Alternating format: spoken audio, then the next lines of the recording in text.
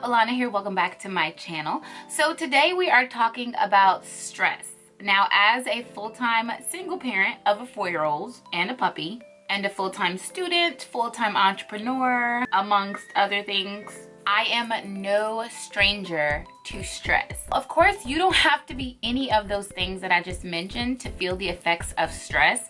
Stress is just as normal as breathing, and it can be brought on by more than a million different triggers.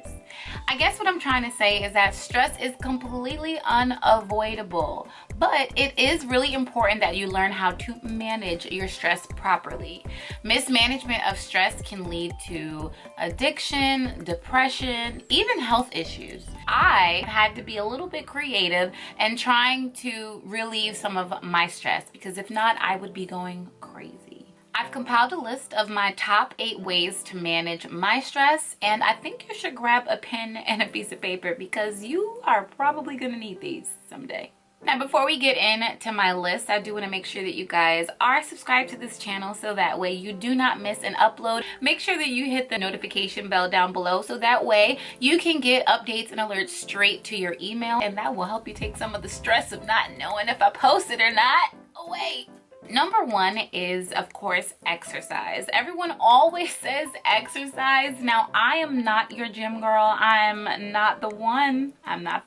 When I think about working out, the picture in my head is me on the stair climber, sweating and breathing hard and heavy, and just, it gives me anxiety thinking about it. You don't have to do that. That's not something that is required to relieve stress. You can do a simple stretch to relieve stress. I really like yoga. Even doing it at home, you know, watching a yoga video on YouTube or DVD, or just kind of sitting and breathing and just really stretching. You can swim, you can walk, you can run, you can do a full workout. You can even have sex. I'm just saying. Whatever it is, you want to get that blood pumping, you want to get the blood flowing, you want to get that heart rate up, because what that is going to do is release those endorphins in your brain. These endorphins are the body's natural painkillers and stress relievers. So it is important to kind of get that hustle in however you see fit. Number 2 is talk it out. Now, as someone who has the gift of gab, this is one of my favorite go-tos when it comes to distressing myself. If I had a bad day, or if there is an incident that was so significant that it's really making me mad in the moment, I have a group of people that I kind of keep in my favorites list, and I know that any one of them I can call, I can vent to, and I know that they're going to give me positive feedback. They're going to tell me that it's okay, or they're just going to let me vent and let me do me. And I guarantee you, once you get that off of your chest, you feel so much better than when you first started that conversation. They don't even have to offer a solution. They don't have to fix your problem, but sometimes just getting it out there, getting it said, and just getting it off your chest can really help. Now, what you can't do is curse out your boss, but what you can do is curse out your boss to your best friend. Okay, try it.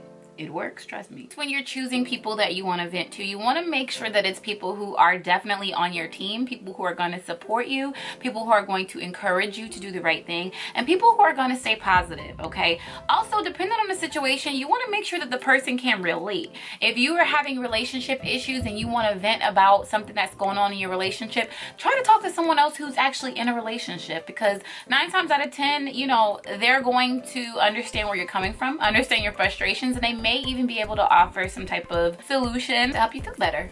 Number 3 is to laugh. You know how the saying goes, laughter is the best medicine. Well, that is completely true. Laughing can really seriously turn a frown upside down. I sound so cliche right now, but I'm so serious, you guys. Laughter is really the best medicine. When you're having a bad day, when you're having a bad moment, or if something is just stressing you out, find something that is funny. Watch a video, watch a funny show, you know, listen to some jokes, go around with someone, call someone who you know can make you laugh, because once you're laughing, you're no longer thinking about whatever it was that stressed you out. When you do that, 9 times out of 10, you'll start to realize that the thing that was stressing you out that moment, it's gone. That moment happened, it happened, it's gone, it's pass. It's later. It's later. Number 4 on my list is to plan in advance.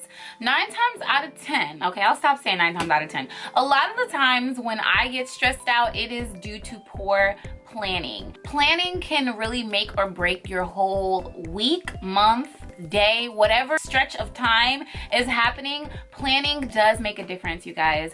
When I do not plan what we're having for dinner this week, I'm stressed out when it comes to dinner time because I did not think ahead, and now I'm trying to drive all over the place, order food, and just kind of rush and figure out what it is that we're about to eat. Planning in advance really helps to take the guesswork out of your day, and it kind of helps you to know exactly what's going to happen so that way you can prepare accordingly.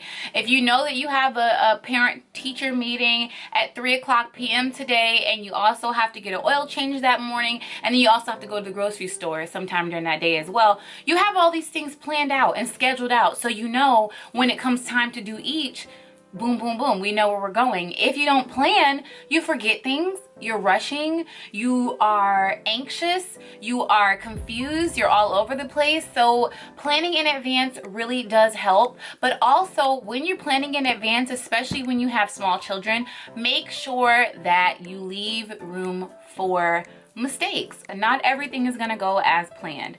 There has been plenty of times that I've written down things on my to-do list or on my schedule for the day, and we just simply did not get around to them. I like to prioritize and do the most important things early in the morning when I have the time, and then whatever doesn't get done, I just completely let it go at the end of the day, and then we'll move it over until tomorrow's to-do list until we get it done. So remember to make adjustments as needed. Your schedule does not have to be 1000% concrete. And remember, nobody and nothing is perfect. So when things happen, just kind of roll with the punches. But as long as you have some type of rough draft or sketch of, you know, some idea of what's going on during that week or that day, I promise you, your day will go so much smoother and you'll more than likely get a lot more accomplished. Number 5 on my list is to establish boundaries. Now, this one is one that I struggled with. I am a natural people pleaser. I don't like to upset people. I don't like saying no, hearing no, and I found out that my schedule was being dictated by my clients, which really could not happen. You know, I have a child, I have other things that I am responsible for. Boundaries are important. They are so important because without boundaries, people will run all over you. They will, because you will let them. It doesn't matter if it's family, if it's friends, if it's clients, if it's just people out in the middle of the street. People will run over you if you do not have boundaries. So you have to have boundaries in place. For me, certain boundaries are what I'm gonna do and what I ain't gonna do. What time I am available for business. What time I can be contacted. What type of business I'm gonna conduct. Payment schedules, services, how I offer my services, who I choose to service. Those have to be dictated by me. Those are boundaries that had to be set by me, because if I don't have those boundaries, if there's no 10 a.m. to 6 p.m. boundary, then people can just make whatever appointment they want. 8 o'clock in the morning, 10 o'clock at night. They don't care. If it fits their schedule, people are going to try you. So if you find that you're having a lot of issues with outside situations, you may need to check your boundaries. Even with children, boundaries really help my day to go. There are certain times that we eat dinner. At dinner time, we do not bring the iPad to the table. Before we have dessert, our rooms need to be clean, because guess what? If that doesn't happen, now mommy is stepping over toys, hurting the bottom of my feet because I'm trying to get your clothes out for tomorrow. There are just certain things that you have to have in place, you have to have set, and those have to be rules. And you, not only do you have to enforce those boundaries, but you have to respect those boundaries as well, because if you don't respect your own boundaries, no one else will either. Number 6 is to change the way that you look at things. In other words, flip it, okay? There's a lot of times where some things are happening to us and everything seems like it is so horrible and it is the end of the world and it is the worst thing that can possibly happen. I'm a firm believer in everything happens for a reason. So a lot of times when things are happening to me and I don't understand why they're happening, I try to take a step back and just realize, what exactly is it that I'm learning from this experience or that I'm learning from this moment? What potentially could this lead to? What could this lead me to? Why is it that I'm in this place at this particular time? And just try to be grateful for it. Also, positive affirmations and giving gratitude are great ways to flip the situation and de-stress yourself. Anytime that anything is going wrong, it is so important for you to not dwell on the negative. Dwelling on the negative is only going to bring more negative into your life.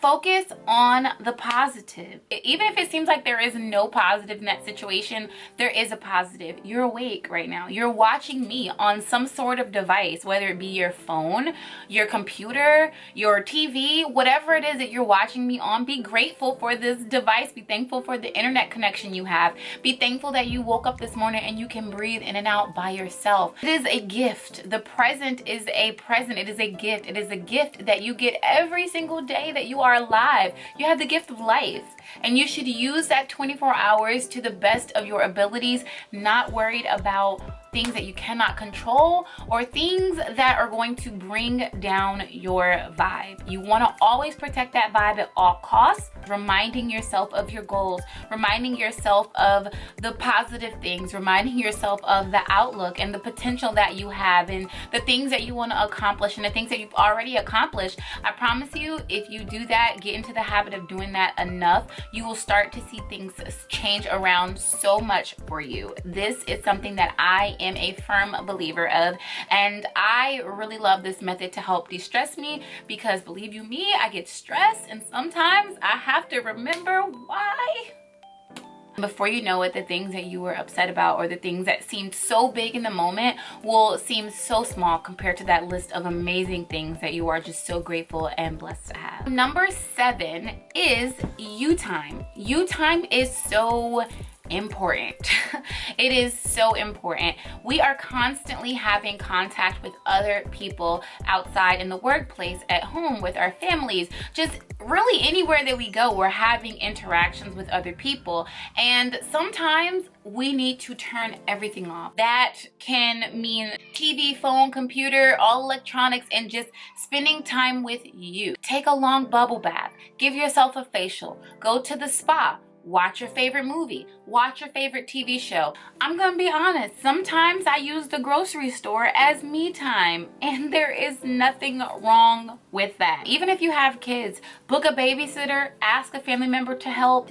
Take 10 to 15, even longer if you can, just to recuperate, just to breathe, take deep breaths, think about and review what it is that is stressing you out, and just kind of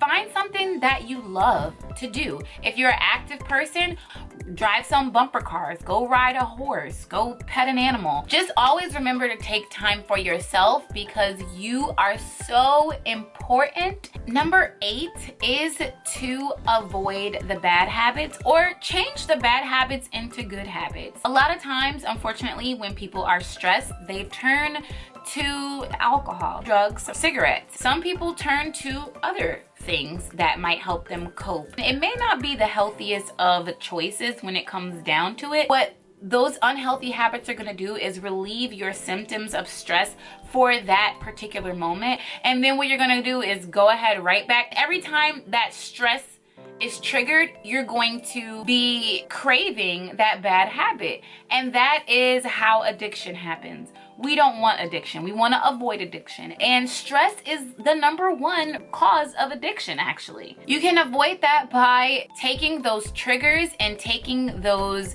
vices and flipping them into something healthy. When you're stressed out, if you normally go for alcohol, try to go for a lemon water. I don't know, it's worth a try. Just try to find a more healthy habit. If you always maybe wanted to learn how to sew or how to knit or how to play basketball or how to, write. Writing is always good. We need more books in the world. whatever it is, find a hobby, find something that relaxes you and something that you can enjoy doing. That way we don't form any bad habits that can actually cause more stress on us. Now that you guys have all of my tips for how to manage your stress, I would love to hear from you guys.